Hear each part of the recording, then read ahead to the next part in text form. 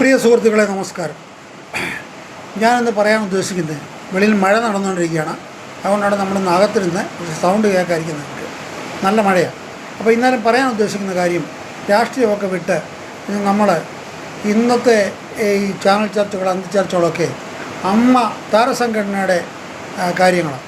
അപ്പോൾ ഈ താരസംഘടനയിലെ കാര്യം പറഞ്ഞു കഴിഞ്ഞാൽ നമുക്കിപ്പം പറയുന്നതിന് കുഴപ്പമൊന്നുമില്ല. നമ്മളതിനകത്ത് അംഗമല്ല, പക്ഷേ കാര്യങ്ങൾ പറയാൻ നോക്കുകയും ചെയ്യും.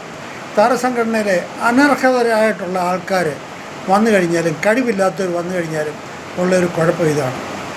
ഇന്ന് നമ്മുടെ ശ്വേതാമേനോൻ പരിതപിക്കുന്നത് കണ്ടു. ഇവിടെ അല്ലായിരുന്നു ചെയ്യേണ്ട, അവിടെ ഇവർ പ്രസിഡൻ്റായിരിക്കുന്ന ഒരു സംഘടനയിൽ എവിടെ വെച്ച് ഒപ്പിടണം, എവിടെ വെച്ചാണ് ഇതിന് രജിസ്ട്രേഷൻ ചെയ്യേണ്ടത് എന്നൊക്കെ തീരുമാനിക്കേണ്ടത് ഇവരല്ലേ. അതിനവർക്ക് കഴിവില്ലെങ്കിൽ അവരെന്തിനാ ആരോടാണ് പരിതപിക്കുന്നത്? അവരോട് നേരം അവിടെ നിർത്തണം. ഇവിടെ വെച്ചല്ല ചെയ്യേണ്ട, ഇന്നടത്ത് വെച്ചാണ് ചെയ്യേണ്ടത്. അല്ലാതെ അവർക്കെതിരായിട്ട് ഗൂഢസംഘം പ്രവർത്തിച്ചെന്ന് പറഞ്ഞിട്ട് കാര്യമില്ല.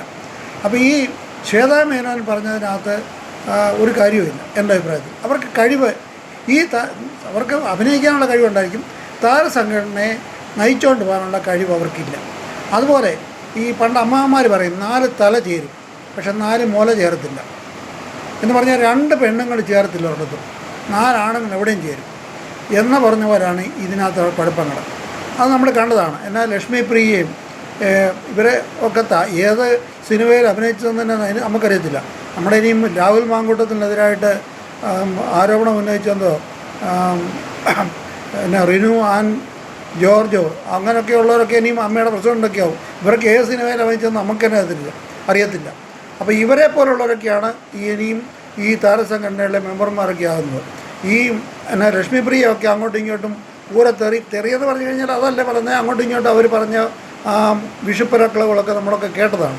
ഇതൊന്നും പരസ്യമായിട്ട് പറയേണ്ടത്, ഇതൊരു മാതൃകാപരമായ കാര്യങ്ങളല്ല. അപ്പോൾ ഇവർ തന്നെ വരുത്തി വെച്ചതാണ്. ഈ പെണ്ണുങ്ങളെ കുഴപ്പമില്ല, പെണ്ണുങ്ങളെ നമ്മൾ ആക്ഷേപിക്കില്ല, പക്ഷേ കംപ്ലീറ്റ് അധികാരം അവർക്ക് കൊടുക്കില്ലായിരുന്നു. പക്വതയുള്ള ആൾക്കാർ ഇതിനകത്ത് വേണമായിരുന്നു. പക്ഷേ അതിനും കുഴപ്പമുണ്ട്. മോഹൻലാലും മമ്മൂട്ടിയും ഒക്കെ കഴിഞ്ഞിട്ട് പിന്നെ 2ാം നിര ഉണ്ടായിരുന്നു, പൃഥ്വിരാജ്,